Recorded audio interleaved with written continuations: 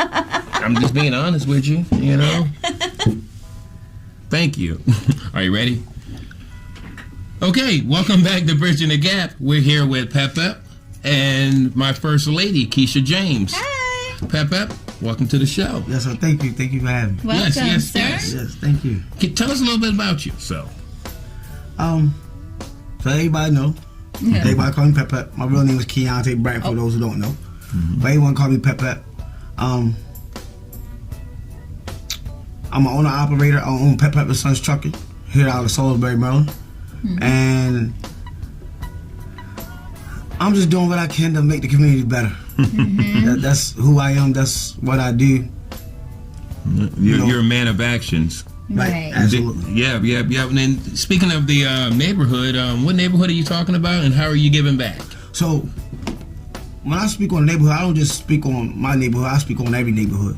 What I do for the community is not just for the Westside city of Salisbury. It's for the whole city of Salisbury. Not only the whole city of Salisbury, it's for the whole DMV area. Delaware, Maryland, Virginia. I don't care where you from, what you got going on. When it comes to the events that I have, you're entitled to come.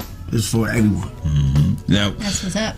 I just, sorry, honey. No, you go ahead. I just realized, or just found out, that you do a community thing in the park also. We do Praise in the Park, where we give free food and things of that nature and give to the homeless. But can you talk about what you do? I really enjoy that. Maybe we can collaborate on the days that we do those things. Yeah, absolutely. So I don't really do things in the park.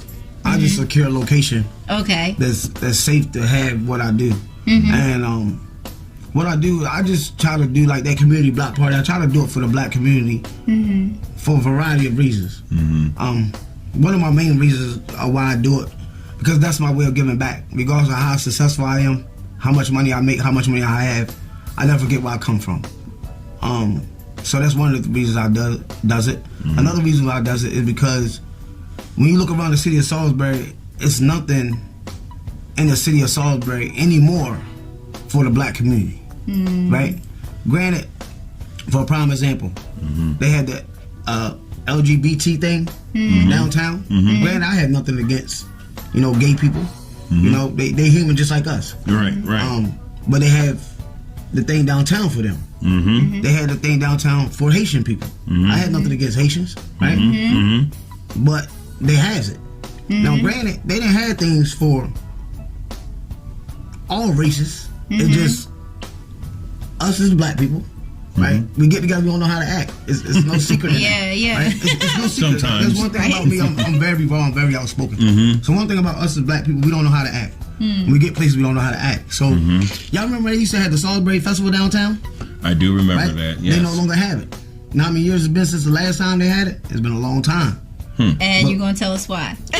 Because in the evening time and the nighttime, the black people get out there and they don't know how to act. Right? You got the rioting, you got the fighting. Because they don't have it during the day. Right. During the daytime, it's not like that. During the daytime, everybody having fun. You got white people, Chinese people, Korean people, Mexican people. Everybody and their grandmothers out there during the day. But when nighttime fall, you bring in the YNs. Young guys, huh? Right, yeah. The YNs popped out there, and from there, it just tragedy all day. Yeah. All night long. And then, people, granted, they get out there, they get to acting a fool, and now y'all forcing the police to now have no other choice but to do their job. And now everybody crying, they slammed my child on the ground when your child need to learn how to act. You get what I'm saying? I can say another instance, but I'm going to leave that one alone. But it's like they always see the end result, but you don't worry about how they got to the end result. Absolutely.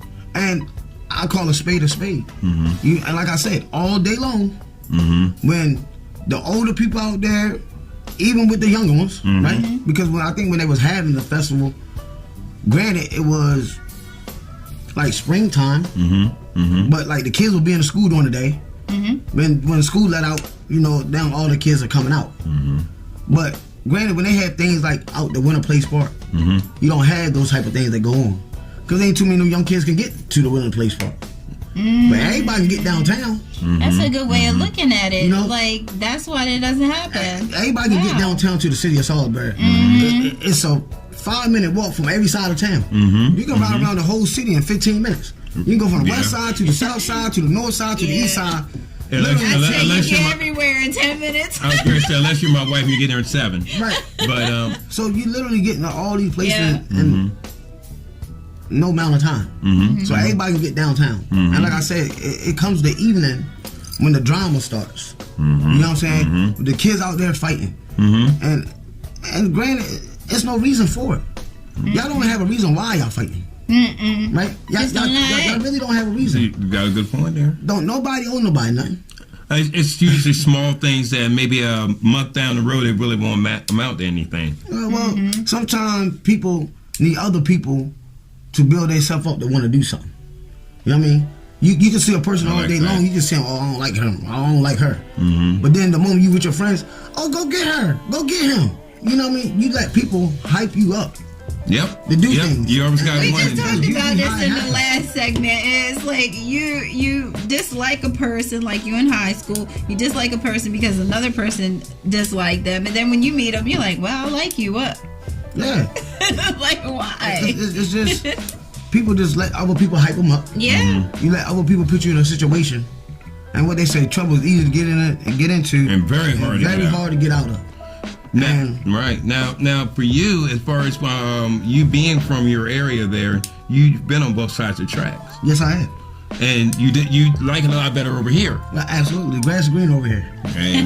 So is that one of the reasons why you try to motivate the kids to think right, why you have them out there? Or? Yeah. So, because, like I said, like I said before earlier when I spoke to you before we got on the air.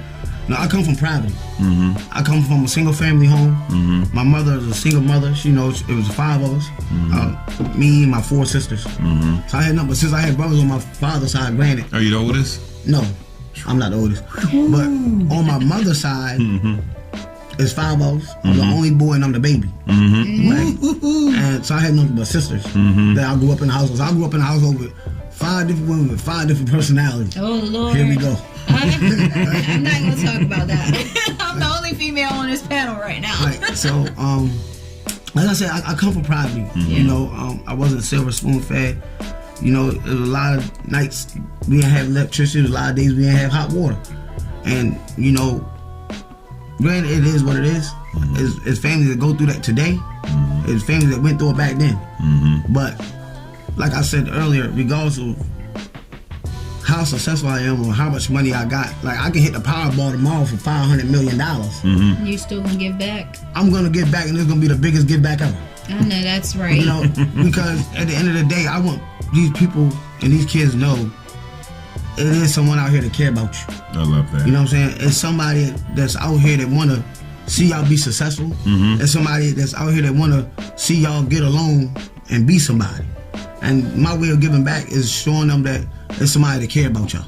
Right. And now I've heard on these block parties that you have, which is usually the only reason why I haven't been there is because it's actually the same day as my dad's birthday, and some people call it Independence Day, but my dad thinks it's just his birthday, the 4th of July. Right. But on these days you're having that, how many people would you say on average kids at these parties? Well, as far as kids, I know I got every bit of 300 kids, 400 kids. Wow. What's good about it now is I now have a very safe and secure location. So my first year having it, granted, we've been doing this community block party for the last 10 years, right? Fully funded by you? Well, my family and my friends. Wow. But 95% of this community block party, now that I bought it to the community and in our terms, we say, take it to the hood, right? Usually we would have it like a little small family and friends thing.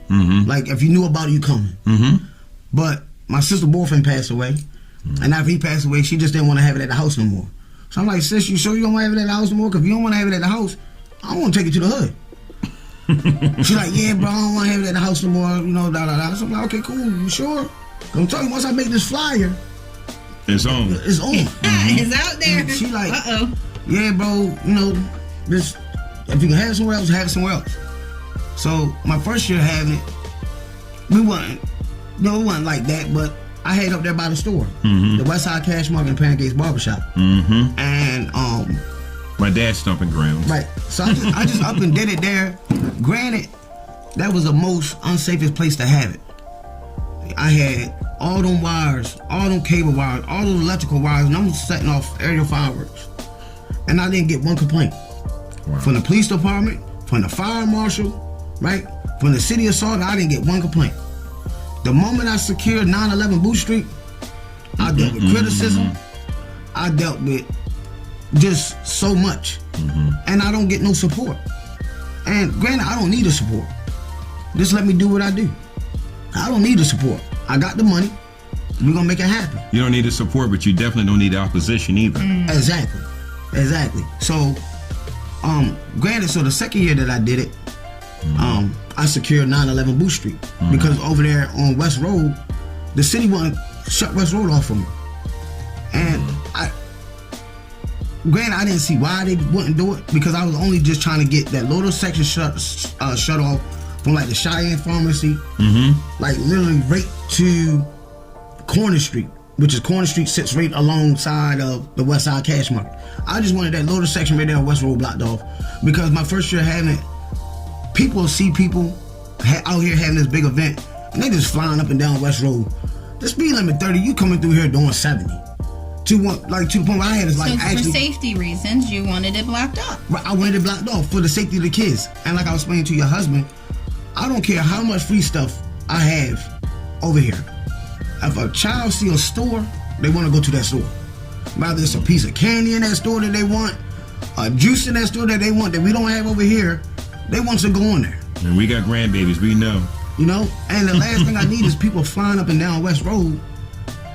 And you got all these adults, right? Granted, nobody out there with open containers, but we know what's going on. And everybody's not paying attention. Right. So the kids anything can happen. Right. So the kids playing tag, they playing whatever they want to play, and they take off running in the street, and nobody paying attention. The car hits, boom. Now that's on my hands. And on your You know what I mean? The blood is on my hands. You won't forget that. It would be so tragic for me. Right. So the second year that I have it, I went to the city. I went to the state. I went to state highway. Everybody, you know, I'm fighting to try to just get that area blocked off. Sure. Because at the time, I couldn't secure 911 Booth Street. So I'm like, you know what? I just took my chances out because I'm gone Monday through Friday. Like I leave out tonight, I won't be back until Friday off the truck. I'm gone all week. Wow. So on Mondays is my day of handling my business, running around any places that open that's not open. By the time I get on Friday, Saturday morning, I can get it handled. And it was like once I secured 911 Booth Street, it was a wrap. Now I know they can't do nothing with me. See, having it up there by Pancakes Barbershop in the Westside Cash Market, the police can come and shut it down. But now I have it on a private location, right? And I have insurance on that property. So my second year having it, they sent the health department out there on my bouncy houses. They sent the health department out there on my food trucks. Now granted, come May, I'll start gradually buying the food. Last year, I went and bought 3 deep freezers just to store the food. I'm storing the food months in time. See, everybody thinking, oh, he just going out spending $1,000, he having the community blah blah. No, I buy things over time. The most expensive thing is the fireworks because I'm buying them all at one time, right? But as far as the food, I just buy that over time. You know, I got 2 months to prepare for this because my birthday May 5th. 4th of July, July 4th. So that's exactly about 2 Another months May after. baby. So I try to, so what I do, I just buy the food in advance time. You know, my shrimp, my chicken, my fish, things like that. And I just get it bought over time. Now, so I deal with Aunt Mary's Kitchen. Okay. Right? They do my fish every year. And when I bought it to them, they love what I do. With them being a restaurant, they get me my fish, they get me my chicken. And I'm gonna just give y'all a little insight of how I do this, right? So I go to them, I just buy quarter legs. That's what I do. I buy cases of quarter legs, right? So we figure, if I'm getting a case of quarter legs at $16, $17 a case, right? And by the time I cut that quarter leg in half, now I got a leg and I have a thigh. Yeah, you got That's 2 pieces of chicken. That was only one at first. Yeah.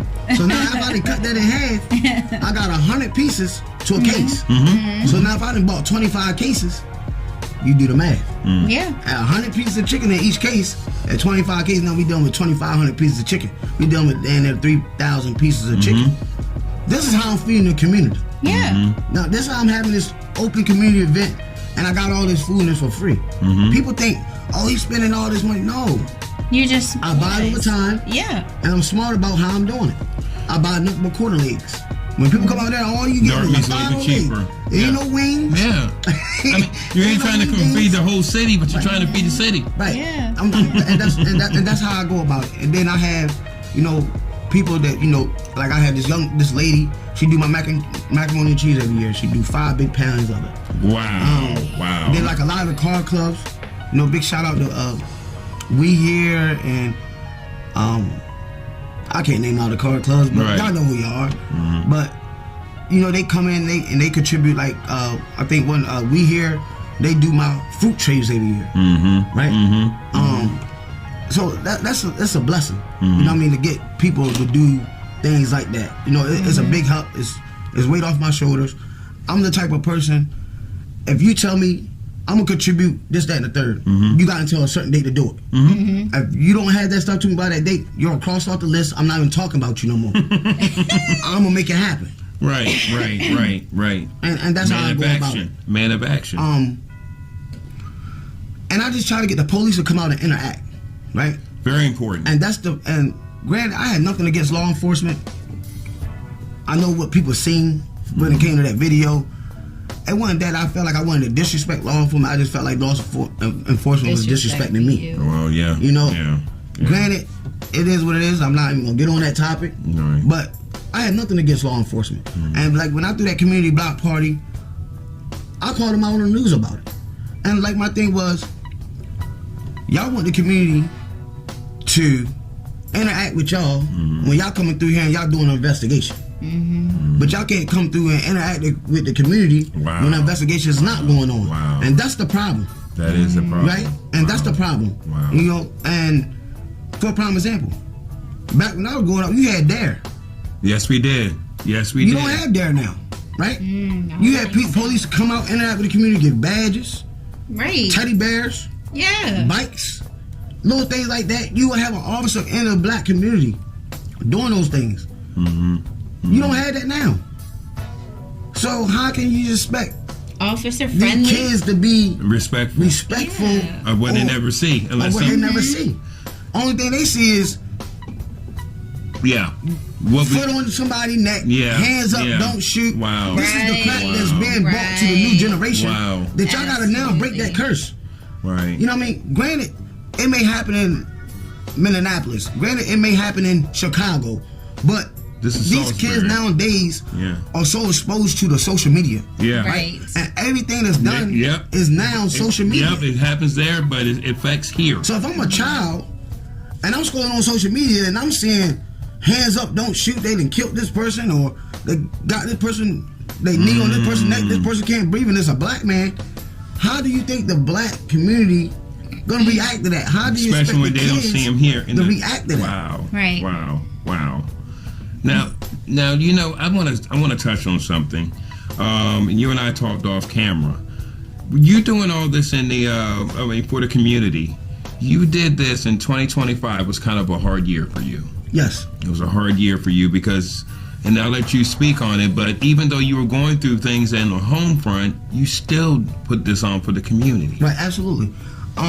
So granted, I lost my wife July 26th of 2025. A stage 4 colon cancer. My community block party went on, I think last year was July 4th, July 3rd, whatever day. Because what I try to do is 4th of July flowers on a Thursday, then I'll move it to that Friday. And it's on the weekend. So like this year, July 4th is on a Saturday. So the event will go down on Saturday. On July 4th. Right. And yeah, I lost my wife, and if I just knew that my wife was gonna pass 3 weeks after that, it wouldn't have been no community block party. Or would it? it wouldn't have been. You know, because we just thought, I knew she was sick. We knew she was sick. We've been fighting this thing for 2 years. Right.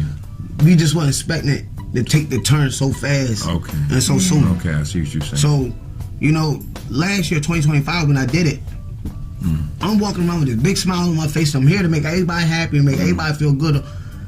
But y'all don't know, I'm fighting the unthinkable back home. My wife's sick, and this is what we going through back home. And I still made it my business to put on for the home team. I still made my business to put on for the forefront by having a community event. You know God is still going to honor you for that, right?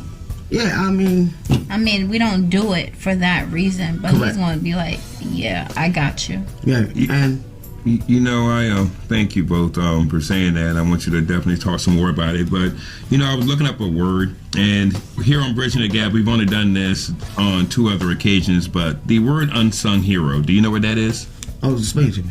You're an unsung hero. Okay. I'm going to explain what the definition of an unsung hero is. A person who makes a significant, valuable contribution or performs brave, selfless acts but receives little or no recognition. Correct. I appreciate you. And that makes Definitely. And that's true. That, like my last year on my interview when I called the police department out on it, right, about coming out and interacting with the community and things of that nature. And like I said, you know, hopefully I get some type of recognition for it. I wasn't expecting the NAACP to give me an award for it, because the things that I do for my community, I don't do it for an award. No. I do it because it's in my heart. Your reward Right. is in heaven. So that's why I do it. I do it because it's in my heart, and that's my way of giving back. Despite there's nothing at all throughout the year that's for the black community. Granted, they have things at like Winter Place Park that, you know, people can go there, but when you go there, you got to pay for things. You know, I have ice cream trucks. I have icy trucks. Yeah. And I reach out to these people and I say, how much you gonna charge me for this amount of hours? Right. When you get here, I need things for free. Yeah. I will pay it Right. forward. Wow. But when you get there, it will be solely for free. Right. To the community, to the kids. Granted, everything I do, yes, grown people are there, adults are there, but I solely do it for the kids. So every year, Wow. I'm trying to come up with different ideas to add something for the kids, because it's solely more so for the kids. Because you gotta understand, these kids is our next generation. So the next generation is our future, right? And when you look at the last 3, 4, 5 years, it's kids killing kids, and it's kids that's dying, and it's kids that's doing the killing, right? Granted, it's about nothing. What's the territorial rights? What is it for? You know, it's really not about anything. So when I do that community event, and I see them kids, and I go and I talk to them, and I try not to tell them what to do, but I try to agree to disagree. Right. To get the understanding. Be a good mentor. You know, to get an understanding. For a prime example, and I just want to speak on this, and I want to say this. Sure. So I seen the kids over there, and I know they ain't no, probably about 14, 13 years old, right? Probably 15 years old. They over there smoking weed. I'm just being completely honest. I'm raw and straightforward. And I walk over there, like, what y'all doing over there? What y'all over there doing? Oh, no, Pep'd, you know, some of them know, some of them don't. Oh, no, Pep'd, we just over here trying. Man, y'all over there smoking weed. I said, but I'll tell you what. When y'all get done smoking, I said, smoke all y'all want. And when you get done, I want you to go over there and eat every piece of chicken that you see. Because I got a lot of food over there and it need to be ate. But that was my way of agreeing to disagree. Because at the end of the day, they're going to smoke it anyway. Right? Am I right or wrong? They're going to smoke it anyway. When the munchies kick in, you just go eat that chicken. Right. They've been more likely to come to you when they have a problem than not come to you because they think you're Mr. Exactly. And so I go over there and like I say, I just interact Unique with them investment. to agree to disagree. You know what I mean? I said, look, man, I want y'all to get so high that y'all go there and eat up all the food. You feel me? And don't be fighting. Don't start nothing. Then don't start nothing. One thing we're big on here at Bridging the Gap is transparency. No, seriously, and that's what people got to understand, right? That's what you got to do with these type of people. Well, you know if they're not doing it there, I mean, they're obviously going to do it somewhere else. And no, I'm not condoning it. We're not condoning it, especially if you're a little But young. I understand where Pep is coming from. Right, yeah, and a community like that, like I said, you just gotta agree to disagree nowadays with this youth, because the social media they expose so much that if you don't give it to them, the social media will give it to them raw. And they're gonna give it to them a So different when way. my kids come and ask me questions, I try to be so transparent and so like vocal about things. Like I just give it to them raw. Because if I go on the internet, I'm gonna give it to you raw anyway. So why not me give it to you raw from my perspective? Wow. Versus letting the internet give it to you raw from their perspective. So I can say, okay, yeah, this, that, and the third, but etc. I can clean it up. You did a lot of cleaning up right then. I actually read your mind on what. I can clean it up better when trying to explain why things are the way it is and why they saying things the way they saying them. You know, and like I said, every year that I had this block party, they give me a hard time about it. So we're hoping this year is gonna be different. I get text messages on my phone from the fire marshal. Hey, Mr. Bratton, if you let off any fireworks at this community block party, you will be fined $250 per firework. I got over $10,000 worth of fireworks, right? So I calls him up, and that goes, let's just be real about something. Let's just have an open-minded conversation. Let's just be completely real. How did you know I had these fireworks? Oh, somebody sent it to me. Who? Oh, I can't remember who. I said, I know who sent it to you. He said, who? I said, the police sent it to you. Oh, I can't remember who sent it. That's because nobody in their right state of mind would say, oh, Pep'd got all these fireworks. Let's screenshot the picture and send it to the fire marshal. Shut the block party down. Nobody would know that. You want to know that. You want to know that. You know what I mean? Right. You want to know that he's not supposed to have these fireworks because they where I go get the fireworks from. I got to have a state ID, and I got to sign a waiver to take possession of these fireworks. So if there's anything illegal about these fireworks, why would they sell them to me? Good point. Good point. They sell them to me. So it's nothing illegal about the fireworks. So why am I being fined $250 per firework? Man, if I got 100 boxes at $250 per box, you do the math. That's a lot. I ain't got that money. You better put me on a payment plan. you gotta put me on a payment plan or something. Well, hopefully this year we can talk to the necessary people and it can move smoother because it's very important to invest in our youth. And I think you do a phenomenal job, and that's why we believe that you are definitely an unsung hero for the neighborhood. Right, absolutely. We really do appreciate you coming on the show. Yeah, absolutely. And I'm glad to be here. It's an honor to be here. We'll be definitely want to have you back on the show again, and just keep doing what you're doing. Yeah, there's a lot of things I wanted to elaborate on. I couldn't elaborate on today because That's okay. Stay tuned, part 2. Yep, stay tuned, part 2.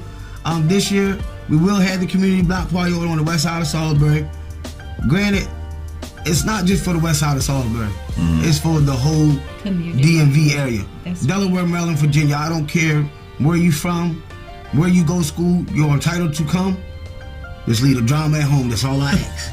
Most importantly, thank you, my brother. Yes, sir. We'll be praying for you, and we're looking forward to interacting with you again. Indeed. Yep, and we'll be doing haircuts too. I do 200 free haircuts for the kids back to school. That's another thing that I'm big on. I do the haircuts for the kids. Granted, it's only for that first week, and granted, the kids will need another haircut maybe a week. Well, at least later, but you get them started. Yeah. It's to get you started. We need more of you in the neighborhood. Yep, Thank you, my brother. Thank you, yes, good ma'am. to meet you like in person, and I look forward to chatting with you again. Yes, ma'am. Absolutely. This has been Bridging the Gap. Have a great one.